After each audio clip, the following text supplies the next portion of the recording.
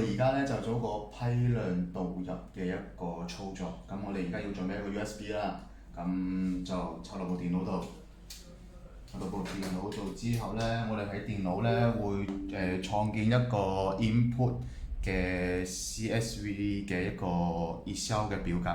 咁我哋 key 入去之後咧，就會整一個表格，就輸入我哋想要嘅一個啲嘢嗰啲名啦。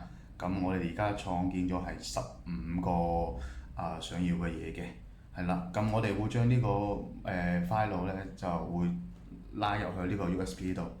咁我哋而家就拉入咗㗎啦，其實咁就騰出個 USB 嚟啦。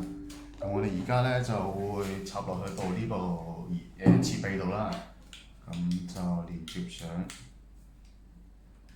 咁就 connect 晒。咁我哋開呢部機，開咗之後呢，我哋就會入去我哋呢個 Apps 入邊啦。係啦，我哋而家先睇一睇一個工具嘅管理嘅。咁工具管理原本呢就有5個工具管理啦。咁我哋而家就進行一個導入嘅操作。咁你睇下呢度數據授權管理嘅。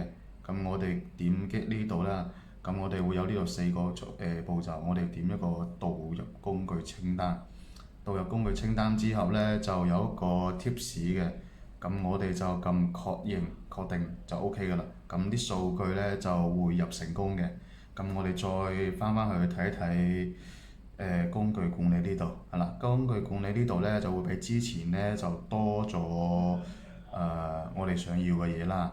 但係呢啲係僅僅咧，只係導入嘅啫，就唔我哋仲要做多一個步驟嘅，咁就係做到一個識別標籤嘅一個步驟。咁我哋而家就係揀第六個啦。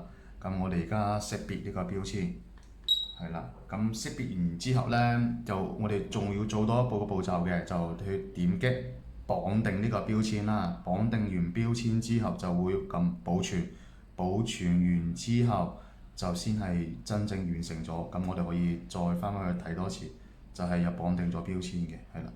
咁就完成咗呢個批量導入嘅一個操作嘅。